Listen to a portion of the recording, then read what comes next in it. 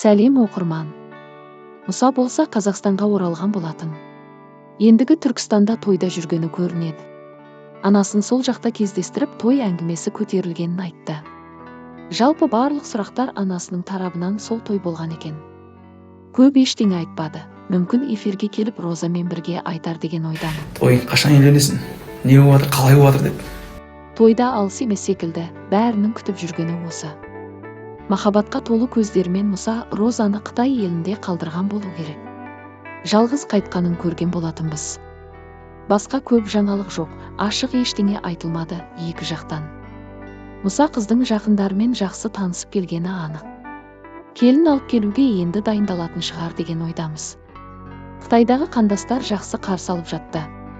Мұсаға бір ерекше құрметтік білдіргендері көрінді. Қытайдың бір қаласы емес, бірнешесін аралаған болатын.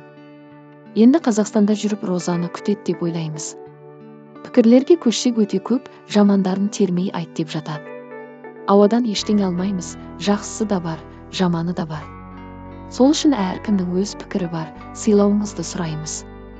Мұса мен Розаның жасап жатқандары өте дұрыс. Жасы келген жігіт пен қыз. Осылай жасау керек, Розаның еліне барғаны өте дұрыс. Өз көзімен көрді қандай әулет, Роза кім?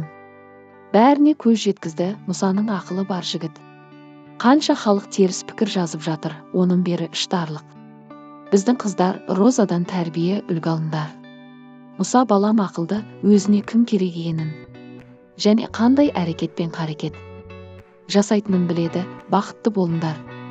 Кере алмайды деген не сөз? Қазақтың еркегі ұрғашының артынан ермейді. Керісінше ертеді. Ақымақтың сөзін айтпаша. Қыз көрмегендей жабысып, намысын қайда Мұса? Қытайға барғың келсе, еркекше өзін бармайсың ба? Розаны қатын қылып алған соң бар болмаса. Күш күйеу болып әлден. Жастар бақытты бағы жансын. Әдемі жұп. Қыздарымыз негрге, басқа ұлтқа кетіп жатқан жоқ қо.